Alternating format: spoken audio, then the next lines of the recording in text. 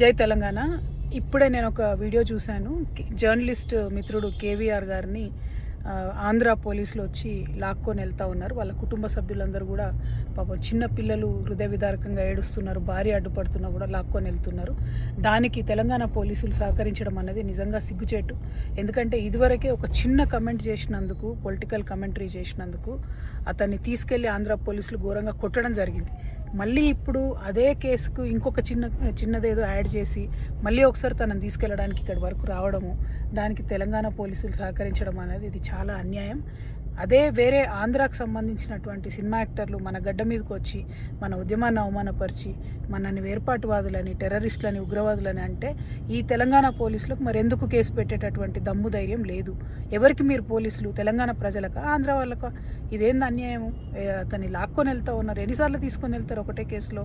ఒకసారి అయిపోయింది, తీసుకొని వెళ్ళిండ్రు. దాన్ని కూడా మీరు అలౌ చేయాల్సింది కాదు. ఈసారి కూడా మళ్ళీ అలౌ చేయడం అన్నది కేవలం ఇది ఫ్రీడమ్ ఆఫ్ స్పీచ్ కిందకే వస్తుంది. జర్నలిస్ట్ మిత్రుల్ని తీసుకొని వెళ్ళడము, మన మేధావుల మీద దాడి చేయడం, దాన్నంతా కూడా దగ్గరుండి తెలంగాణ పోలీసులు సహకరించడం అన్నది చాలా చాలా అన్యాయం. ఆ హృదయ విదారకమైనటువంటి వీడియోస్ చూసినా తెలంగాణ పోలీసుల మనసులు కరగాలి. ముఖ్యమంత్రి గారు నేను డిమాండ్ చేస్తూ ఉన్నాను, మీరు పొలిటికల్గా ఆంధ్ర వాళ్లకు లొంగిపోయి ఉండవచ్చు కాక కానీ తెలంగాణ ప్రజలకు, తెలంగాణ జర్నలిస్టులకు ఆ కర్మ పట్టలేదు. మీరు ఇటువంటి ప్రయత్నం చేస్తే మాత్రం బాగుండదు. ఇప్పటికి ఎల్బీనగర్ పోలీస్ స్టేషన్లో పెట్టారని చెప్తున్నారు. డెఫినెట్గా ఆ కేవీఆర్ గారిని తొందరగా రిలీజ్ చేయాలి.